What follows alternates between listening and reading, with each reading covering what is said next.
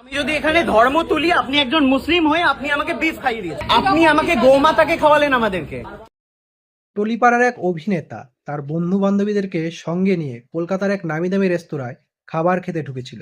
সেখানে এক মুসলিম ওয়েটার তাদেরকে গোমাংস পরিবেশন করে। হ্যাঁ, ঠিকই শুনেছেন, গোমাংস। এটা বাংলাদেশ কিংবা পাকিস্তানের ঘটনা নয়, আমাদের ভারতের পশ্চিমবঙ্গের ঘটনা। কি বাঙালি, টনক নড়েছে একটু? এতে কি যায় আসে? আমরা তো জড়বস্তুর থেকেও অধম। এর থেকে কত বড় বড় ঘটনা ঘটে গেল, তাতেই আমাদের কিছু যায় আসলো না।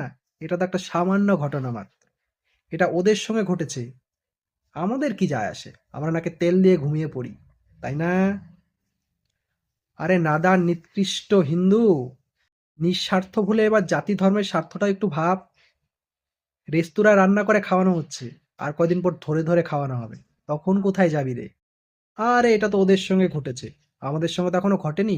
যখন ঘটবে তখন দেখা যাবে। এবার নাকে তেল দিয়ে ঘুমোই। আমার প্রত্যেক মুসলিম ভাইদের কাছে আমার না খুব জানতে ইচ্ছে করছে, আপনাদের কোরআন অবমাননার জন্য বাংলাদেশে সেই হিন্দু ভাইটিকে পুড়িয়ে মারলেন আপনারা। আপনাদের এই মুসলিম ভাইয়ের সঙ্গে আমাদের কি করা উচিত বলতে পারেন? সে কিন্তু এখনো বেঁচে আছে, আমরা তাকে পুড়িয়ে মারিনি। কারণ আমরা হিন্দু, পশু নই। আমরা জীবনে মূল্য দিতে জানি, নিতে জানি না।